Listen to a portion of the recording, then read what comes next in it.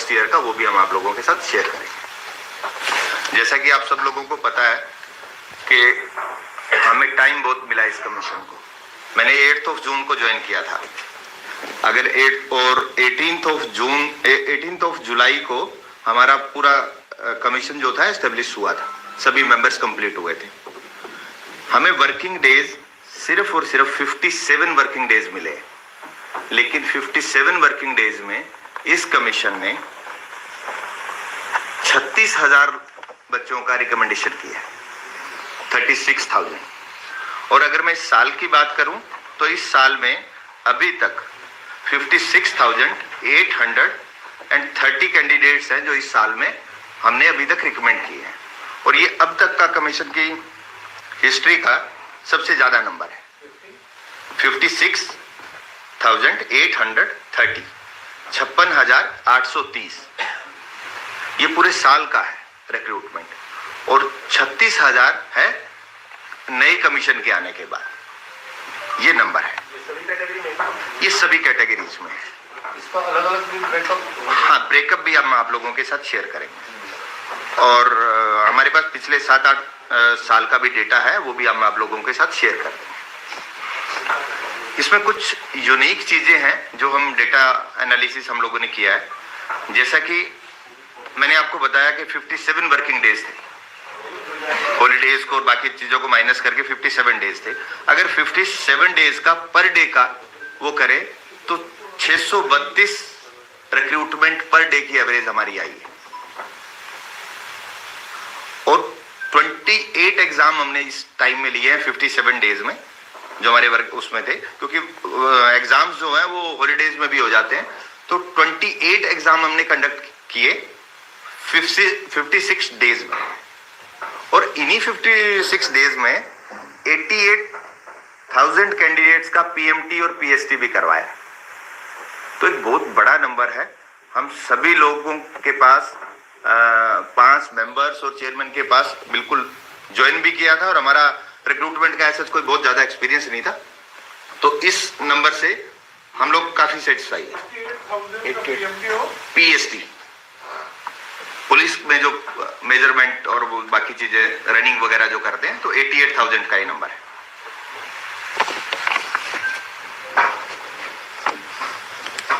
इसके अलावा litigation part पे बड़ा यूनिक सा एक नंबर आया है जो बहुत कम हुई है। आप सभी लोगों को आइडिया है कि एचएससी की लिटिगेशन बहुत ज्यादा हुई है। अगर मैं 24,000 रिक्रूटमेंट का जो एक रिजल्ट निकला है, 24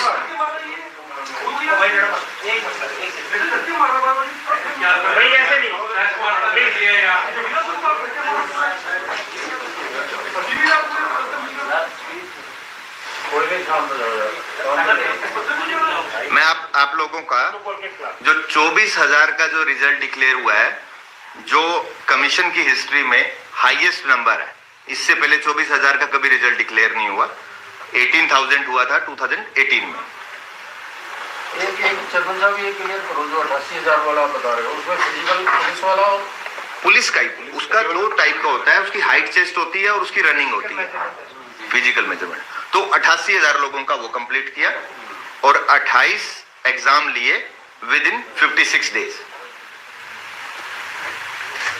दूसरा मैं लिटिगेशन पार्ट पे जो आपको बता रहा हूं, 24,000 जो रिक्रूटमेंट की, इसमें हमारे पास अप्रोक्सीमेट 240 के आसपास केसेस आए हैं, जो बहुत कम नंबर है। बहुत कम नंबर, उम्मीद नहीं थी हमें भी इतना कम नंबर होगा, लेकिन बहुत कम नंबर आया है। और आई थिंक के प्रोसेस को फॉलो किया है, इस वजह से नंबर बहुत कम हुआ है। इससे पहले हमने टीजीटी का रिक्रूटमेंट का रिजल्ट डिक्लेयर किया था, उसमें हमारे पास जो नए केसेस का डेटा आया है 418, उसमें थोड़ा ज्यादा था, क्योंकि 7500 का था, तो उसमें लिटिगेशन नंबर थोड़ा ज्यादा है। लेकिन इसमें जो हमने डेटा को एनालाइज किया, उसमें ये समझ आया कि वो डेटा पुराना था, एडवर्टीजमेंट पुरानी थी। तो कुछ एजेंसियां डील करती हैं जो रिक्रूटमेंट में, कुछ डेटा में कुछ हुआ है, तो लिटिगेशन हमारा थोड़ा ज्यादा, लेकिन मैनेजेबल है दोनों में। काफी केसेस टीजीटी में 213 केसेस जो हैं वो अभी डिस्पोज ऑफ और डिसाइड भी हो चुके हैं। 213 डिसाइड हो चुके हैं। हाँ, आउट ऑफ 418 और 240 में से तकरीबन 54 केसेस जो है वो डिसाइड हो चुके हैं। और ऐसा कोई वो नहीं है जिससे हमारे रिक्रूटमेंट पे कोई इम्पैक्ट आया है, ऐसा भी कोई अभी तक कोई डिसीजन नहीं आया है। और रिक्रूटमेंट जो प्रोसेस है वो ऑलमोस्ट कंप्लीट हो चुका है, सब मैक्सिमम लोग ज्वाइन कर चुके हैं। कुछ ज्वाइनिंग में अगर कोई है तो डिपार्टमेंट लेवल पे कुछ क्लैरिफिकेशन पेंडिंग है, तो वो हम भेज चुके हैं, वो डिपार्टमेंट लेवल का इशू है, हमारे लेवल का नहीं है।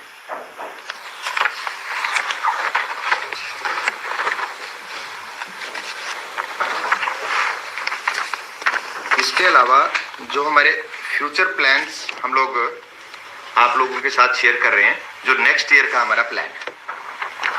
इस नेक्स्ट ईयर में ज्वाइनिंग पे टाइम में भी आप लोग सभी साथी थे, तो मैंने प्लान किया था कि हमारा कुछ ऐसा हम लोग जाके वर्किंग करेंगे कि एनुअल एग्जामिनेशन कैलेंडर होगा।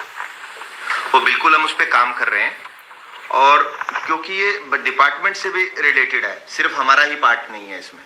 रिक्विजिशन हमें टाइमली आए, तो हम सरकार से भी बात कर रहे हैं कि हमें टाइमली रिक्विजिशन आए, और उसी के अकॉर्डिंगली हम इसका प्लान आउट कर लेंगे। बड़ा जल्दी इसमें एनुअल कैलेंडर डिक्लेयर करेंगे हम लोग। सेकंड, एक ग्रीवेंस पोर्टल, हमारे कमीशन पे ग्रीवेंस का बहुत बड़ा नंबर था, जो ग्रीवेंस आते थे बच्चों का, आप लोगों को भी सबको एक्सपीरियंस है, बहुत लोग आते थे। वो नंबर काफी हद तक डिक्रीज हुआ है, क्योंकि हमने रिजल्ट के लिए टीजीटी रिजल्ट और ये 24,000 का जो रिजल्ट निकाला है, उनके लिए हम लोगों ने ग्रीवेंस पोर्टल ओपन किए, जिसके बहुत अच्छे रिजल्ट्स आए हैं। तो हमने डिसाइड ये किया है कि बड़ी जल्दी और मोस्ट प्रोबेबली जनवरी में ही हम ग्रीवेंस पोर्टल ओपन करेंगे कैंडिडेट्स के लिए, तो उनको कमीशन विजिट नहीं करना पड़ेगा। उसके अलावा उसमें एक ऐसा भी फीचर का प्लान कर रहे हैं कि अगर कोई कैंडिडेट चेयरमैन से अपॉइंटमेंट लेके किसी इश्यू को डिस्कस करना चाहता है, तो थ्रू वीसी वो कर पाएगा। इस पे भी प्लान आउट कर रहे हैं, अगर कुछ ऐसा कुछ हो पाता है तो ये भी हम लोग करने को रेडी है।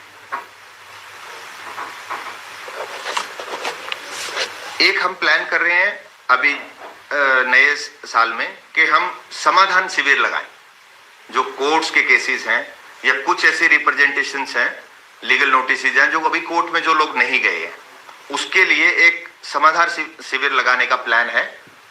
और उसमें हाई कोर्ट से भी अगर हमें कोई सपोर्ट की रिक्वायरमेंट होगी तो हमसे भी वो करेंगे, और अपने लेवल पे भी जो लिटिगेशन पॉलिसी 2010 है उसमें भी एक प्रोविजन दिए हुए हैं, उसके अकॉर्डिंगली हम इसको समाधान शिविर चलाएंगे।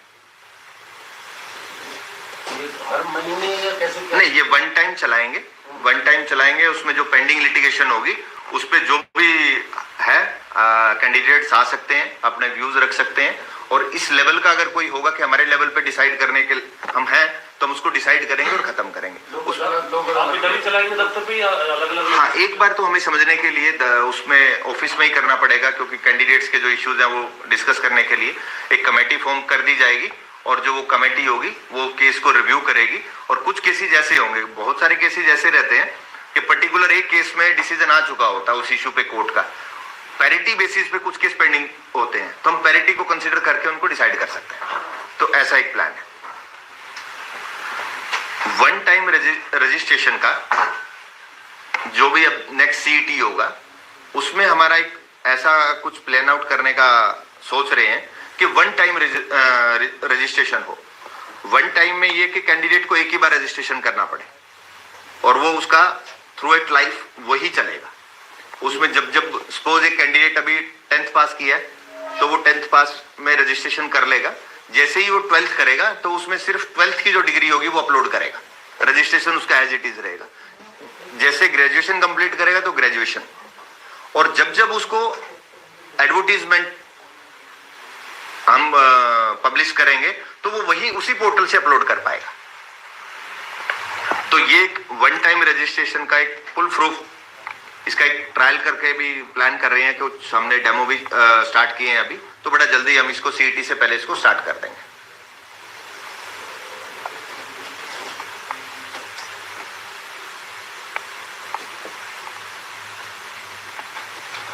तो ये हमारा नेक्स्ट ईयर के प्लान्स हैं। जो पेंडिंग रिक्रूटमेंट्स हैं वो उसमें सारी कंप्लीट कर दी जाएंगी। कुछ ऐसी एग्जाम्स पेंडिंग है और कुछ एडवर्टाइज रिप्लेसमेंट के लिए भी कुछ बच्चों का रिक्वेस्ट आया है, तो वो हम उसमें कंप्लीट करने का इसका प्रयास करेंगे। इसके अलावा मेरे पास कल शाम को मैंने अपने फेसबुक अकाउंट से बच्चों से रिक्वेस्ट किया था कि अगर कोई क्वेरीज आप रखना चाहें तो आप रख सकते हैं। तो अप्रोक्सीमेट 4000 बच्चों ने कमेंट्स किए हैं। तो मैं शेयर करता हूं, कुछ बच्चों के कमेंट्स है, बहुत तो रिपीट ही हुए हैं, लेकिन जो कॉमन है मैं उसमें करूंगा और आप लोगों के भी कुछ क्वेरीज हैं वो क्लियर हो जाएंगी इससे। जैसे मैक्सिमम बच्चों ने पूछा नया सीईटी कब होगा।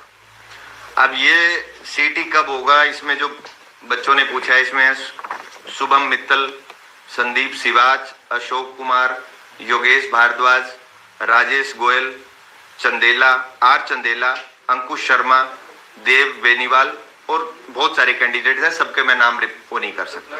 हाँ, रिप्लाई इसमें ये है कि जैसे आप सब लोगों को पता है कि कैबिनेट से पास होगी ये पॉलिसी, अब जैसे ही हमारे पास आएगा तो जल्दी से जल्दी इसको हम लोग कराएंगे। हम उसकी तैयारी में लग चुके हैं ऑलरेडी, तो इसमें मैं टाइम तो नहीं कमिट कर पाऊंगा, लेकिन बहुत जल्दी आप लोगों को इसका वो मिलेगा। तैयारी जोरों शोरों से चल रही है। एक बच्चों ने जेबीटी मेवात कैडर के रिजल्ट के बारे में क्वेश्चन पूछा है। उसका हम लोग 24,000 का जो रिजल्ट आया है, 24,000 के रिजल्ट के बाद अभी ज्वाइनिंग में हम लोग वो थे, ऑनलाइन पोर्टल जो ग्रीवेंस पोर्टल है उसमें है, कुछ एक्टिविटीज थी ब्रांच वाइज, जैसे एसओपी डिजाइन करना उसमें थे, तो हम लोग इसमें नहीं कर पाए। लेकिन अभी जेबीटी में हम स्क्रूटनी कैसे हो और स्क्रूटनी के टाइम पे जो लिटिगेशन होती है उसको कैसे डिक्रीज करें, बच्चों को टाइम दे के है, उस पर हम प्लानिंग कर रहे हैं। बड़ा जल्दी ही आई थिंक जनवरी में इसको हम स्क्रूटनी इसका स्टार्ट कर देंगे। ये क्वेश्चन भी काफी बच्चों ने पूछा है। हेमंत कुमार, अजय गुज्जर, योगेश सिंह, विनोद जांगड़ा, काफी बच्चों ने इस क्वेश्चन पूछा है। ये ग्रुप डी की वेटिंग लिस्ट, ये क्वेश्चन भी बहुत बच्चों ने पूछा है। मोहित पवार और पवन राव, अंकित, राहुल शर्मा, कुछ बच्चों ने टीजीटी की वेटिंग लिस्ट, ग्रुप डी की वेटिंग लिस्ट और एफएसएल, ये क्वेश्चन पूछे गए हैं। तो ये तीनों ही हम बड़ा जल्दी इसको कर देंगे। कब तक कर देंगे? जनवरी में इनको कंप्लीट कर देंगे। जनवरी में इनको कंप्लीट कर दें। हो सकता है कि सेकंड वीक थर्ड वीक में भी हो जाए, लेकिन इनको प्रायोरिटी में रखें। हाँ, टीजीटी भी तीनों हो जाएगा, ग्रुप डी भी, टीजीटी भी और एफएसएल भी, तीनों हो जाएगा। फायर ऑपरेटर उस पर भी मैं आ रहा हूँ। फायर ऑपरेटर भर्ती का जो रिजल्ट के रिगार्डिंग है, इस पे कमेटी बनी हुई है और जो मैटर है वो डायरेक्टर जनरल फायर के पास है, वो उस कमेटी को हेड कर रहे हैं। हमारे रिप्रेजेंटेटिव जाते हैं, काफी मीटिंग्स हो चुकी हैं, तो जैसे ही वो रिपोर्ट आती है तो हम रिजल्ट निकालने की स्टेज पे होंगे। ग्रुप 6 कॉमर्स ग्रुप का रिजल्ट के बारे में बड़े कैंडिडेट्स ने क्वेश्चन पूछा है। किरण, सोनू, कंचन मेहता, पूजा, सुशील शर्मा, कविता, वीरेंद्र और जानवी कौर। जो ये मैटर है ये ऑलमोस्ट बिल्कुल लास्ट स्टेज पे है। इसके एलडीसी की इस पर्टिकुलर ग्रुप सी की पोस्ट के लिए कोर्ट में स्टे था। अब नेक्स्ट डेट ऑफ जो केस है वो 15 जनवरी को लगाया है। हमारे एचएसएससी के पार्ट पे जो था वो हमने रिजोल्व कर दिया, तो मोस्ट प्रोबेबली कोर्ट इसमें 15 जनवरी को स्टे वेकेट कर देगा, तो हम रिजल्ट निकालने के स्टेज में होंगे। जैसे स्टे वेकेट होगा हम कर देंगे। हमने जो ऑर्डर कंप्लाई करना था हाई कोर्ट का वो हम लोग कर चुके हैं।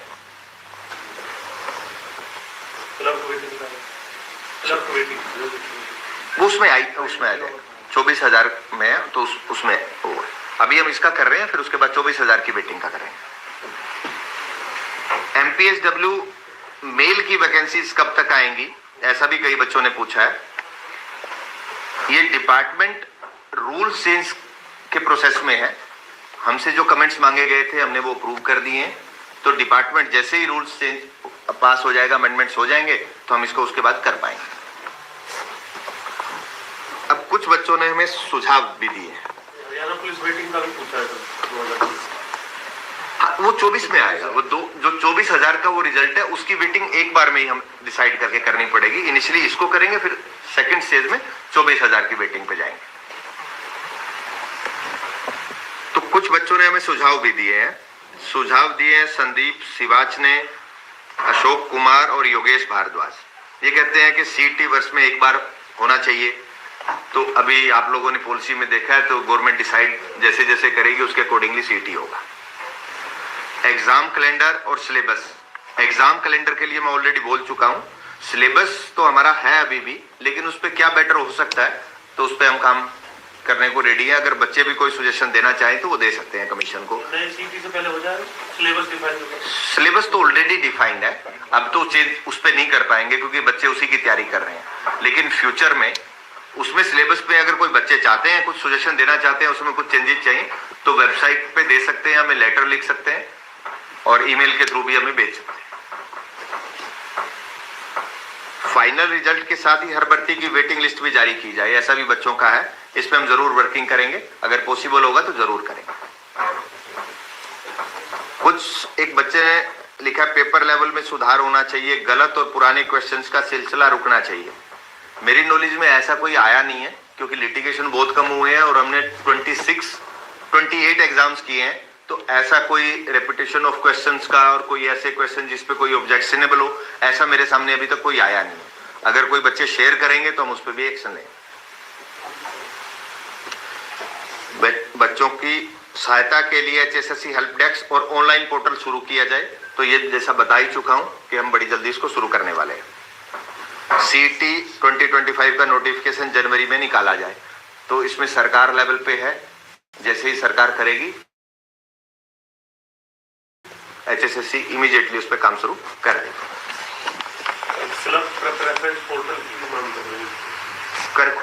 उस पे इस स्टेज पे तो हम प्रेफरेंस नहीं दे पाएंगे, लेकिन कुछ जो ज्वाइनिंग में जो इश्यूज आए हैं उसका हम सॉर्ट आउट कर रहे हैं, वो पॉसिबल है, वो हो जाएगा। मैंने जो आपको 56,000 रिक्रूटमेंट का वो जो डेटा आप लोगों के साथ शेयर किया है, इसमें से एक डेटा एनालिसिस किया है 24,000 रिक्रूटमेंट का, क्योंकि मेरे पास सबसे बड़ा नंबर उसी का था और वो नई कमीशन आने के बाद था। और हम लोग चाह रहे थे कि भी कुछ चीजें ऐसी हम इसको एनालिसिस करें कि जैसे बेटर में बड़ी कुछ कर पाए फ्यूचर में बेटर। तो जैसे ग्रुप सी में हमारे पास जो नंबर ऑफ पोस्ट थी अक्रॉस द ग्रुप्स 24,220 पोस्ट थी, जिसमें नंबर ऑफ ग्रुप्स थे 24 और number of category across the groups थी 203, नंबर ऑफ कैटेगरीज और नंबर ऑफ डिपार्टमेंट 105।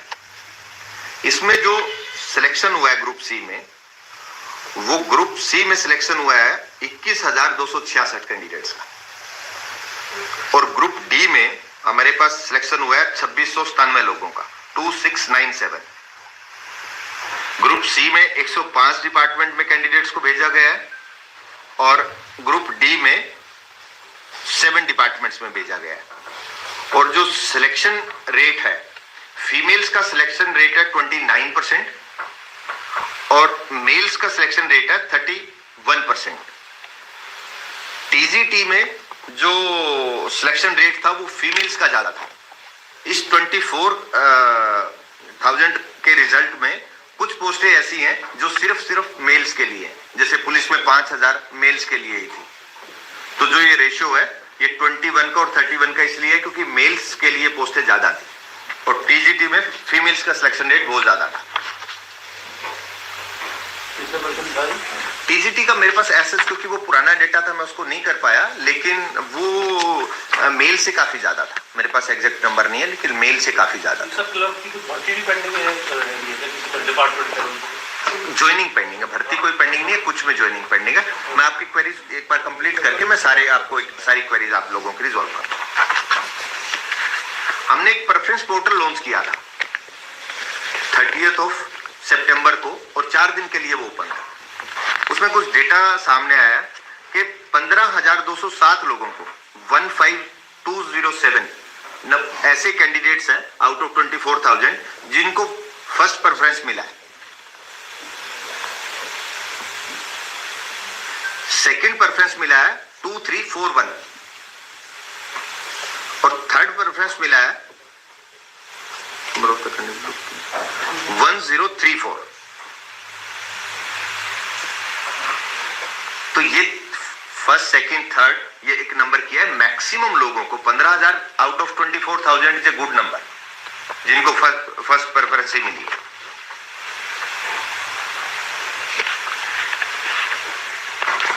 एक नंबर काफी टाइम मेरे से भी पूछा जाता है, आप लोग भी आते हो और अदरवाइज भी अगर कहीं मैं जा रहा हूं पूछा जाता है कि सिलेक्शन में बाहर के लोग कितने लगे, तो नंबर बहुत ही कम है।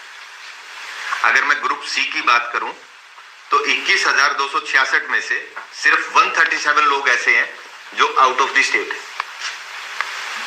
और ग्रुप डी में 2631 जो नंबर है उसमें only 66 number is the out of the state. कुछ ऐसा विधानसभा वाइज भी है या जिले वाइज है आपके पास डाटा? जिले वाइज मैं आपके लोगों के साथ शेयर कर रहा हूँ, जिले वाइज भी, और कुछ विलेजेस का भी डेटा है हमारे पास, वो भी मैं आपके साथ शेयर कर रहा हूँ। कॉन्स्टिट्यूंसी वाइज का हमारे पास एज सच कोई डेटा नहीं है, लेकिन वो बन सकता है, लेकिन उस एंगल पे हम लोग गए नहीं, और हो सकता है उसका डेटा भी, क्योंकि हमारे पास कैंडिडेट्स के एड्रेसेस हैं, एड्रेसेस के पॉइंट ऑफ व्यू से उसको कंपाइल करके डेटा बन सकता है। जिले वाइज क्या डाटा है? हाँ, मैं आपके साथ शेयर कर रहा हूँ। सबसे ज्यादा सबसे कम तो आप बताइए। हाँ मैं, लेकिन ये नंबर रूटीन में ये मेरे से अदरवाइज भी फोन पे भी कई आप लोग भी पूछ लेते हो, और बात क्या मैं 24,000 का एनालिसिस कर रहा हूँ, ग्रुप सी और डी, ये 24,000 का मैं बता रहा हूँ। 24,000 में से 137 और 66, तो लेस देन 1% है।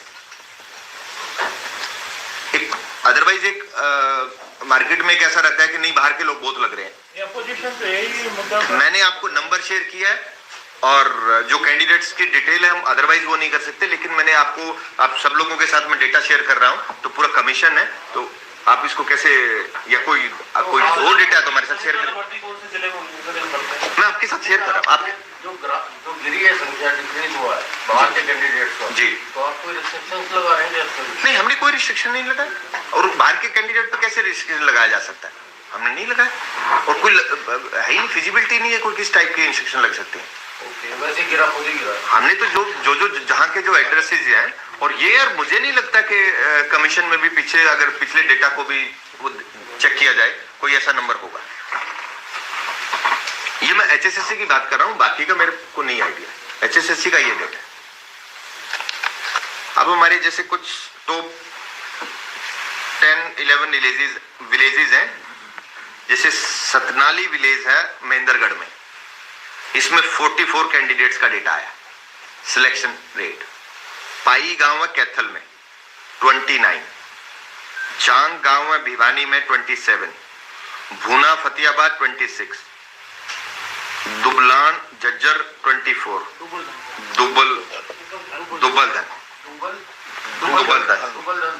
दुबलधन जज्जर, गोरखपुर फतेहाबाद, पाबरा हिसार 24, बरवाला हिसार 23, दनोदा कला जींद 22, डीग कैथल 22, और दनाना भिवानी 22, और दिनोन भिवानी 22। इसमें आपने खबर भी देखी होगी कि डी गांव में हाईएस्ट नंबर बोला गया था, और मैंने भी उसके सरपंच से बात की थी। ये नंबर जो हमने पिक किया है ये तो डेटाबेस में है, उनका जो एड्रेस है, लेकिन कुछ बच्चे ऐसे हैं जो बिलोंग तो गांव से करते हैं, लेकिन वो रेड डिस्ट्रिक्ट में रहे, तो उनके डिस्ट्रिक्ट के एड्रेस है, तो गांव में तो उनको आइडेंटिफाई हो सकता है कि ये मेरे गांव का इतने लोग लगे हैं, लेकिन हमारे एड्रेस के अकॉर्डिंगली नंबर ये है। अदरवाइज कई गांव का नंबर वो ज्यादा हो सकता है। डिस्ट्रिक्ट वाइज अगर मैं ग्रुप डी की बात करूं, अब इस पे अब कुछ क्वेरीज हैं तो आप साथ साथ में ही कर लें। ग्रुप डी में हाईएस्ट जो नंबर है वो हिसार का है 2636, CND सॉरी, ये C और D दोनों का है, दोनों का है। हिसार इज 2636 और लोएस्ट इज पंचकुला 128। आप किसी और डिस्ट्रिक्ट के बारे में पूछना चाहिए, अदरवाइज तो हम ये आपको शेयर कर देंगे, आप पूछना चाहें तो पूछ सकते हैं डिस्ट्रिक्ट।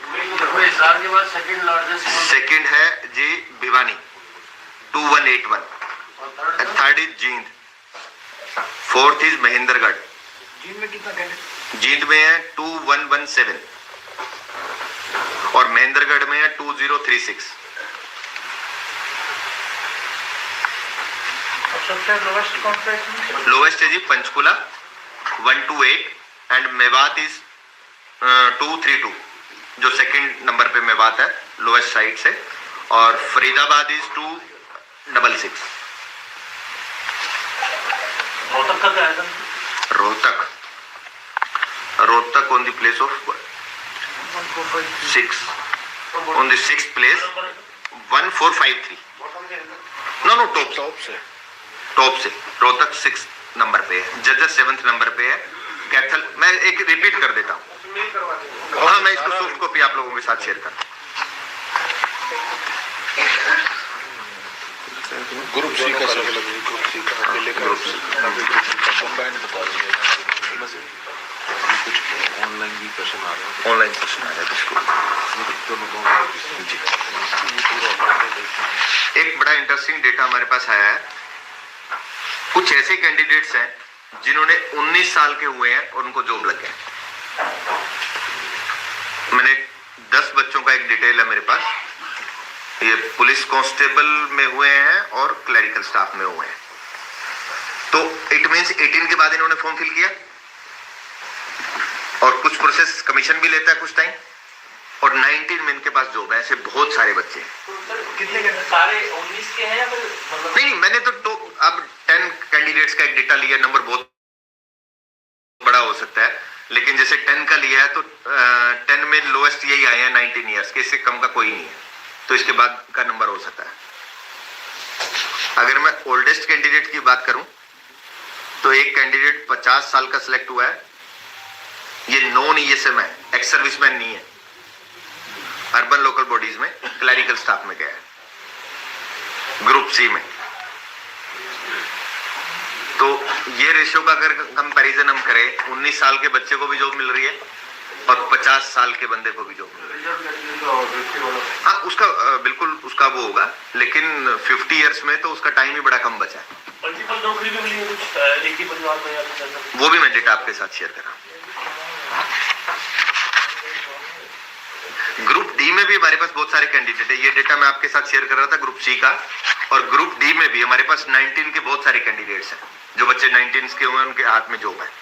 अगर सही टाइम पे करे, 18 का उसने फिल किया और प्रोसेस कंप्लीट हो जाए जल्दी से जल्दी, तो मुझे लगता है 18 के 6 महीने 8 महीने में बच्चे को जॉब मिल सकती है। ग्रुप डी में जो ओल्डेस्ट कैंडिडेट है वो 48 ईयर्स का है। ग्रुप 50 वाला ग्रुप सी में था, वो ग्रुप सी में था। 19 साल वाले वो भी सी में थे। एक सेकंड, आप क्वेश्चन नोट कर ले, मैं एक बार करके उसके सारा जवाब आपके देता हूं। ग्रुप सी में कैटेगरी वाइज, आप में से किसी ने पूछा था कैटेगरी वाइज। कैटेगरी वाइज में ग्रुप सी का बताता हूं। एससी कैटेगरी का जो नंबर है वो 4178, बीसीबी 2185, बीसीए 3093, ईडब्ल्यूएस 2017 और यूआर कैटेगरी में 9793। ये ग्रुप सी का है। ग्रुप डी में SC category 533, BCB 319, BCA 448, EWS 115 and UR is 1282।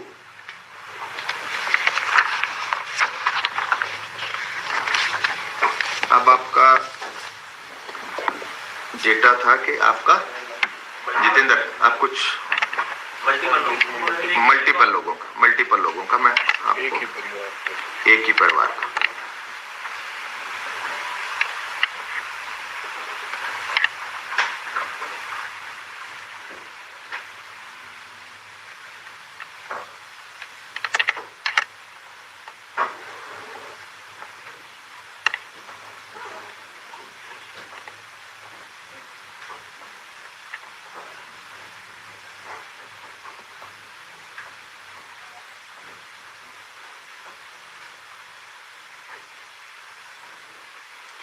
Three 96 families ऐसी हैं जिनकी फैमिली में दो नौकरी मिली है 24,000 के डेटा में से।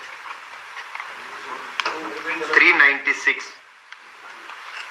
ग्रुप सी और फैमिलीज ऐसी हैं जिनको ग्रुप डी में 2 नौकरी मिली है, तो टोटल नंबर इज 401। 401 फैमिलियां ऐसी हैं जिसमें 2 नौकरी लगी हैं इस एक रिजल्ट से ही। इससे पहले टीजीटी के ग्रुप रिजल्ट में भी जैसे मेवात में एक परिवार से ही 3 भाई लगे थे, और 3 वाले भी इस 24,000 के नंबर में 5 फैमिली ऐसी हैं जिनको घर में 3 नौकरियां मिली हैं, जिनमें से एक परिवार है हिसार का, रिजाली गांव के कोई वो हैं, उनकी एक ही फैमिली में 3 नौकरी मिली है। और 42 फैमिली ऐसी हैं, 43 फैमिलीज ऐसी हैं जिनमें 2 फीमेल्स को नौकरी मिली है एक ही परिवार से। ये 42 है सी में और 1 है डी में, और जो 3 कैंडिडेट्स हैं वो सिर्फ सी में है। डी में कोई ऐसा कैंडिडेट नहीं है जिसमें 3 नौकरियां मिली।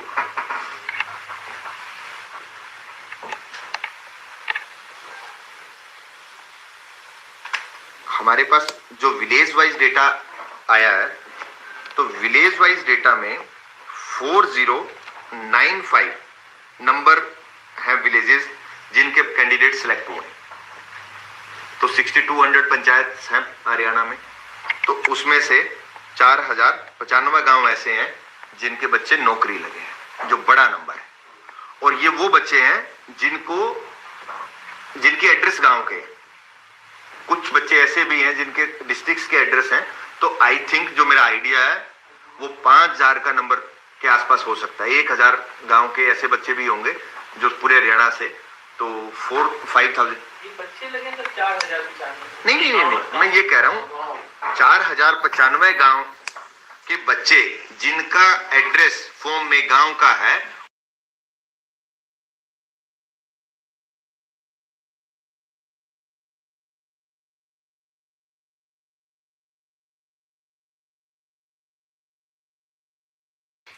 और एक मेल कांस्टेबल का 66 का अलग से है। तो इनके एग्जाम पेंडिंग है। तो जैसे अभी रिक्रूटमेंट प्रोसेस कंप्लीट हो गया लगभग 24,000 लोगों का, तो हम कमिंग डेज में इनको एग्जाम के लिए परस्यू करेंगे। और कुछ पोस्टें ऐसी हैं जो एग्जाम शेड्यूल्ड थे हमारे टेंटेटिव शेड्यूल में, लेकिन वो नहीं हुए। वो कोई 11 एग्जाम है। साइंटिफिक सीनियर साइंटिफिक असिस्टेंट का, draft assistant, auto diesel mechanic, fitter और press mechanic, draftman, assistant draftman, assistant archaeologist, senior scale stenograph, junior scale stenograph, stenotypist both language, senior scale stenographer, junior scale stenographer, stenotypist English और stenotypist Hindi. ये कुछ post ऐसी हैं जो exam है। इनका जो टोटल पोस्ट का नंबर है वो है 2811। तो हमारे नेक्स्ट प्रोसेस में यही है कि सबसे पहले हम इन्हीं को कवर अप करने जा रहे हैं। 2811 में था जो हम एग्जाम, हमारा लास्ट जो एग्जाम था 3 अक्टूबर को था। उसके बाद हम इसको रिजल्ट्स में और ज्वाइनिंग में बिजी थे, इसलिए नहीं कर पाए। अब इनको हम स्टार्ट करने जा रहे हैं। तो आपने ये कहा था कि लंबित भर्ती जी और एग्जाम, तो इसमें अलग अलग डेटा इस वक्त कब और एडवर्टाइजमेंट लंबित 3 चीजें हैं, एग्जाम पेंडिंग है जी, और लंबित भर्ती कितनी है, टोटल संख्या। मैं 2 चीजों का आप उसको कह रहे हो। एक तो मैंने बोला है कि हमने एडवर्टाइज किया, एग्जाम का शेड्यूल जारी नहीं किया था। ठीक है जी। वो जो थे 4 पोस्टें हैं। Sports quota TGT physical education, sports quota group C post 369, constable 4000, female 6000 और आईआरबी 1000, 5600 का ये है। और 66 एक और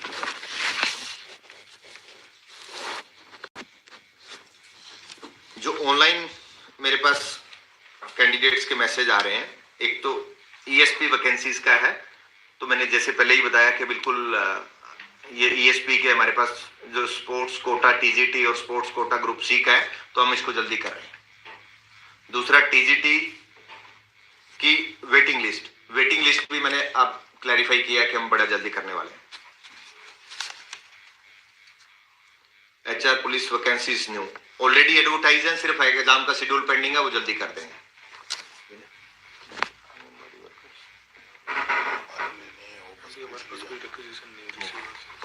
एक क्वेश्चन आया आंगनबाड़ी वर्कर्स सुपरवाइजर की भर्ती निकलवाने के बारे में, तो अभी तक हमारे पास कोई रिक्वेजिशन आया नहीं है। जैसे ही रिक्वेजिशन आएगा तो हम इसको एडवर्टाइज करेंगे।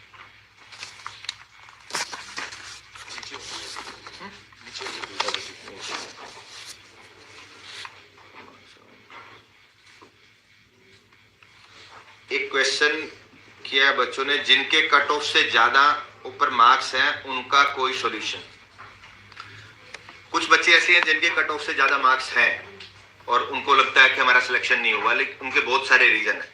जैसे उसमें एक रीजन है, बहुत बच्चों ने, कुछ हमारे पास 200-250 के आसपास ऐसे OMR सीट्स हैं जिसमें स्मजिंग की हुई है, तो स्मजिंग को हम लोग स्टैंड नहीं करते, तो वो एक ये इशू है।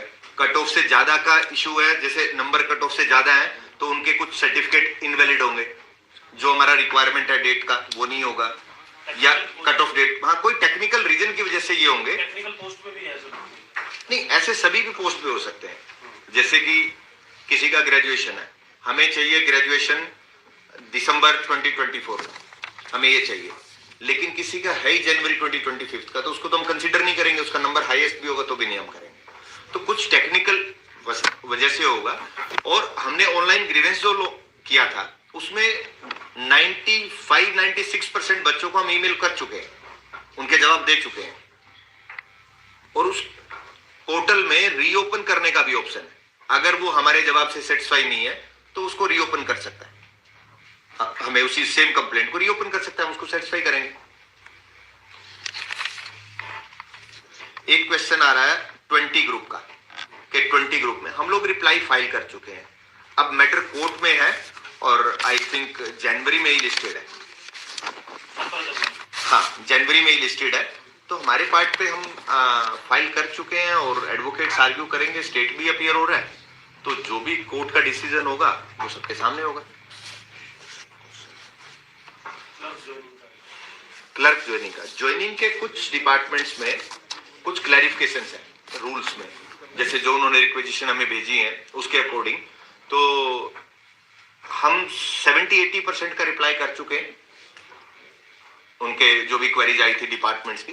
कुछ पेंडिंग है, वो बड़ी जल्दी कंप्लीट कर देंगे। क्लैरिकल में भी कुछ डिपार्टमेंट को हम कर चुके हैं क्लैरिफिकेशन, कुछ डिपार्टमेंट में क्लैरिफिकेशन जा चुकी है, कुछ में पेंडिंग है, वो जल्दी से जल्दी कंप्लीट हो जाएगी। और कुछ तो ऐसे हैं कि डिपार्टमेंट हमसे क्वेरी पूछ रहे हैं, वो अपने लेवल पे डिसीजन ले सकते हैं, लेकिन फिर भी वो HSC से पूछ रहे हैं, हम उनका रिप्लाई उसके अकॉर्डिंगली कर रहे हैं। शेरवन साहब, ये जो आप समाधान शिविर लगाने जा रहे हैं जी, जो लिटिगेशन है वो लिटिगेशन वाले मामलों को भी सुनेंगे आप जी। अगर वहाँ कोई नेगोशिएशन होती है, वाली बात बनती है, फिर क्या होगा? जी, उसमें कुछ चीजें ऐसी हैं जिनका कमीशन के लेवल पे डिसीजन लिया जा सकता है, ऐसी कुछ चीजें हैं। ऐसा नहीं है कि सारी चीजों पे कमीशन डिसीजन ले पाएगा, हम उनको बाइफर्केशन कर सकते हैं। कुछ में ये हो सकता है हम कोर्ट में स्टेटमेंट देके केस विड्रॉ हो सकते हैं, कुछ का ऑलरेडी जैसे कोई पर्टिकुलर इशू डिसाइड हो रखा है, कोर्ट ने एक इशू डिसाइड किया और उससे एक पर्टिकुलर केस डिसाइड हुआ, उसी सेम इशू के वहां पे 25 केस पेंडिंग है कोर्ट में, तो हम उसको तो पैरिटी बेस पे कंसीडर कर सकते हैं ना, तो वो रहेगा। ये जो पेंडिंग भर्ती है इनपे पुराना CET लागू रहेगा, वो तो दो नए CET में अभी जो वो है जो हमने एडवर्टाइज किया उसी के अकॉर्डिंगली चलेंगे, अभी तो ऐसा कोई डिसीजन ऐसा नहीं है। कितनी भर्ती में होंगी सर? तो 2025 का होगा कुछ? अभी रिक्विजिशन पे डिपेंड करेगा, मैं तो नहीं रिक्विजिशन का अभी तो वो नहीं है, जैसा 2025 में जो भी डेटा आएगा उसके अकॉर्डिंगली डिपार्टमेंट से, तो हम लोगों ने जो सजेशन भेजे भी हैं, डिस्कस भी किए हैं, तो वो किए हैं कि हमारे पास थ्रू HRMS अदरवाइज एक डेटा आ जाए रिक्विजिशन का, अदरवाइज भेजने में काफी टाइम कंज्यूमिंग है, तो डायरेक्ट डेटा आ जाए, जो रिटायर हो रहे हैं, वैकेंसीज खाली हो रही हैं, तो हमारे पास डायरेक्ट कोई ऐसा एक मैकेनिज्म बन जाए तो हम जल्दी कर पाएंगे। और हमारा एनुअल कैलेंडर भी इसी का पार्ट है, हम एनुअल कैलेंडर डिक्लेयर करें, रिक्वेजिशन हमारे पास आएगी नहीं तो हमारे लिए टफ हो जाएगा। तो एनुअल कैलेंडर भी डिपेंड करेगा डिपार्टमेंट्स पे भी और कमीशन के अकॉर्डिंग। सरकार से भी मीटिंग होती है, सीईटी वो कब तक जाएगा, तो क्या लग रहा है कहाँ तक बात पहुंचेगी? अब वो हो गया, कैबिनेट से पास हो गया, नोटिफिकेशन होगा, जल्दी से जल्दी जितना जल्दी हो पाएगा। मैं टाइम तो क्योंकि मेरे कमीशन के लेवल पे कुछ भी नहीं है तो मैं नहीं वो कर सकता, लेकिन बहुत जल्दी होगा। वो एनटीए वाला ही रहेगा या वो भी तय करेगी? वो सरकार को डिसाइड करना है, वो हमारा मैटर नहीं है। सीईटी बेसिकली सरकार ने करना है तो वो है, लेकिन कोर्ट में क्योंकि हमने 31 दिसंबर तक का बोला था तो वो भी है। हो सकता है हमें एक्सटेंशन ऑफ टाइम के लिए भी जाना पड़े क्योंकि कोर्ट में स्टेटमेंट दिया था, लेकिन कुछ प्रोसीजर है जो लेंथी हो जाते हैं। अब तो मेरे ख्याल से बिल्कुल लास्ट स्टेज पे है, कोई ज्यादा टाइम नहीं लगने वाला। जो आपने अभी डाटा दिया अपने कार्यकाल का, ये आपके और कुछ 56 दिनों का जो भी उसमें हुआ, आपको कुछ बच रहा है? जो नहीं, मेरा कुछ नहीं बचा। हाँ, मेरा कंप्लीट। क्वेरी स्टार्ट है। हाँ, आप लोग क्वेरीज कीजिए, जो आपने कार्यकाल का दिया, एक ही करके अब सारे को। तो मेरा ये पूछना है कि जो पहले के लोगों ने काम किया है, हाँ, वो क्या एवरेज है आपका और उनका क्या फर्क है? नहीं, मेरा और उनका फर्क तो मैं कंपैरिजन वो नहीं कर सकता। मैंने कुछ 7-8 साल का हाईएस्ट है। मैं कुछ डेटा है मेरे पास।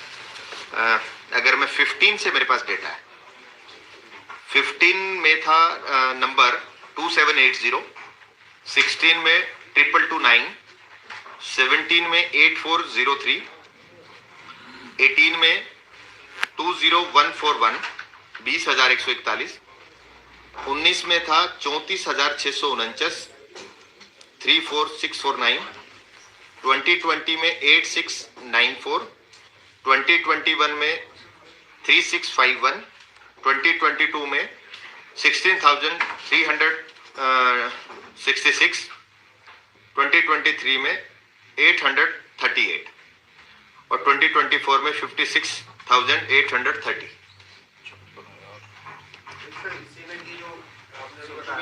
जो आउटसाइड है, मतलब अदर स्टेट के हैं, जी कैंडिडेट्स, जी आपने और ये भी कितने कैंडिडेट्स हैं जी। थोड़ा कंपैरेटिवली बताएं कि जो आपसे पहले जो चेयरमैन साहब रहे उनके कार्यकाल। एक्चुअली मेरे पास ऐसे इसका पुराना डेटा का वो एक्सेस है, वो नहीं, वो तो मैंने मेरा एक पर्सनल वो था क्योंकि मेरे से क्वेश्चन बहुत बार पूछा गया, यार दोस्तों में भी, रिश्तेदारों में भी, आप लोग भी आते हैं तो सबसे पूछा गया, तो मुझे ये था कि मैं डेटा चेक करूं। तो ये नया डेटा था, मेरे टाइम पे ही सारा डेटा कैप्चर हुआ था, तो मुझे उस पर थोड़ा सा वो था। पुराना डेटा बहुत टफ जॉब रहेगा कि उसको वो कंसिडर करना, वो भी मुझे लगता बहुत ज्यादा नहीं मिलेगा, अदरवाइज इसमें रिफ्लेक्ट करता। सर एक सवाल है, कितने एससी कैंडिडेट जो है जी। वो जनरल में सिलेक्शन हुए?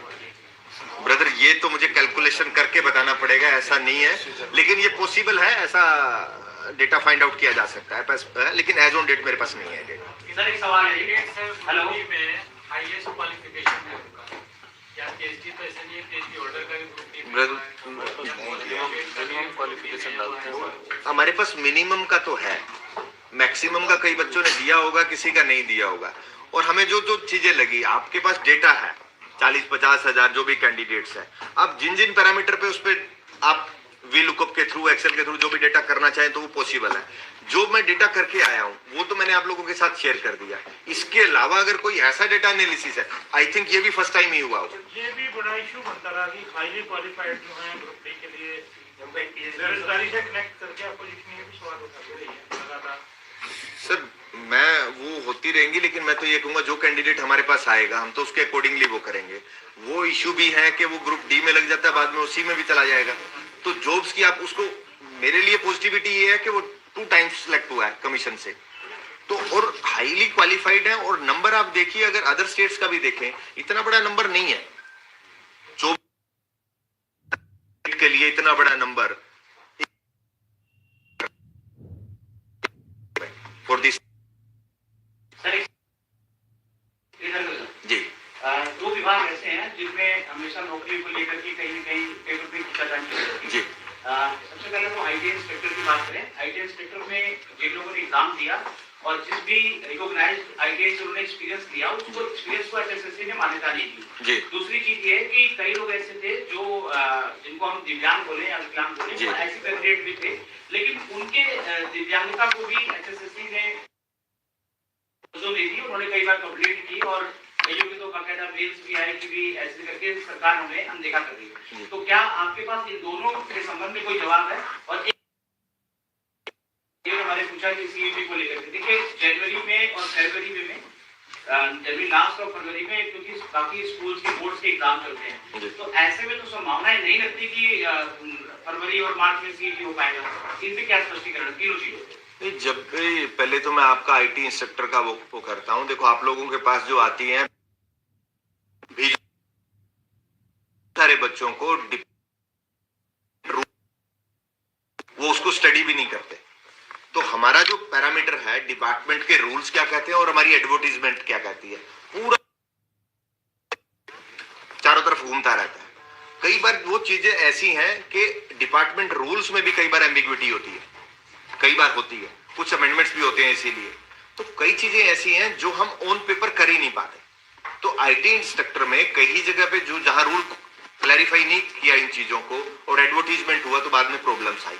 लेकिन उसमें ये है कि हम लोगों ने प्लान आउट किया है इस टाइप का कि जो ऐसी कोई इश्यू हमारे पास आते हैं तो हमने उनको इकट्ठा करना शुरू किया है कि कुछ 5 से 10 को हम एक बार एचआरडी ब्रांच को भेजें कि इन डिपार्टमेंट्स में हमें रिक्रूटमेंट में ये लगता है कुछ चेंजेस होने चाहिए, तो वो अपने डिपार्टमेंट अपने लेवल पे उनको चेंज करा सकता है। जैसे एक सर वो अग्निशमन वालों में कई लोगों ने अप्लाई किया जी, जिस इंस्टीट्यूट का उन्होंने लगाया उसको जो अग्निशमन मैं- विभाग है वही नहीं मानता, वो कहता है कि ये फर्जी चीजें हैं। मैं आपको एक एग्जांपल देता हूं। जैसे आप लोगों ने फिजिकल एजुकेशन में 2-3 डिग्रीज है, एक बीपीएड है, एक एमपीएड है और एक एमए है, एमए फिजिकल एजुकेशन। तो कुछ डिपार्टमेंट्स के रूल में कई स्टेट्स के, मैं सिर्फ हरियाणा का नहीं बात कर रहा, कई जगह पे सिर्फ बीपीएड है किस पर्टिकुलर पोस्ट के लिए। फिर वो कहता है जी मेरे पास तो एमएड है और एमए है, एमए बीपीएड से बड़ी है। तो ऐसे कुछ डिपार्टमेंट के रूल्स इतने क्लैरिफाई होने चाहिए तो रिक्रूटमेंट प्रोसेस में ये दिक्कत नहीं आती।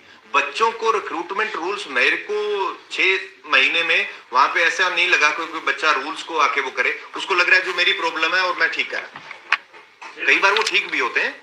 एक क्वेश्चन आपका। सेकंड, मैं कहता हूं जो अग्निशमन विभाग है इसके पीछे निकली जी, बहुत से बच्चों में उसका जो एक्सपीरियंस है, जहां से उन्होंने ट्रेनिंग लिया, जो भी कोचिंग है, उसको डिपार्टमेंट वैलिडेशन नहीं मानता। वो कहता है कि ऐसे लोग जो है भारत सरकार को लेटर दिया और इन्होंने खुद की कंपनी क्रिएट की और खुद के सर्टिफिकेट बांट पैसे। आप देखिए जो रिक्रूटमेंट प्रोसेस होता है ऑल ओवर इंडिया वो क्लेम बेस्ड होता है।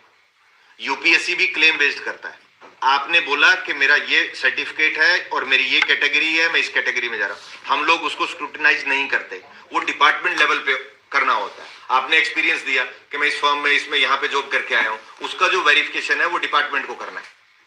आपने जो बोला हमने मान लिया और उसको रिकमेंड करके भेज दिया, उसके बाद डिपार्टमेंट उसको चेक करेगा। ये जो टोटल आपने आंकड़े दिए हैं, उसमें आपको आंकड़ा होगा कि आवेदन करता कितने हैं टोटल, मतलब जो यूथ है अभ्यर्थी है जी, उसकी संख्या कितनी है टोटल अब तक जो सीओडी में जो एप्लीकेंट बने हैं? अप्रोक्सीमेटली 2.25 लाख। 2.25 लाख के आसपास थे और जो शॉर्ट लिस्ट हुए थे एग्जाम्स के लिए आई थिंक वो 70,000 के आसपास का नंबर था। सीईटी क्वालिफाइड सीटी जिन्होंने पार्टिसिपेट किया एग्जाम्स में, हाँ एग्जाम्स में। एप्लीकेट तो 2.25 के आसपास। इनिशियल सीटी में से जिनने क्वालिफाई किया वो 2.5 लाख। इनिशियली 11 लाख 8.5 11 लाख लोगों ने अप्लाई किया था सीईटी के लिए। सीटी के लिए उसमें से 2.5 लाख ने क्वालिफाई किया, जो 3.5 लाख ने क्वालिफाई किया। उसमें से 2.25 लाख के आसपास कैंडिडेट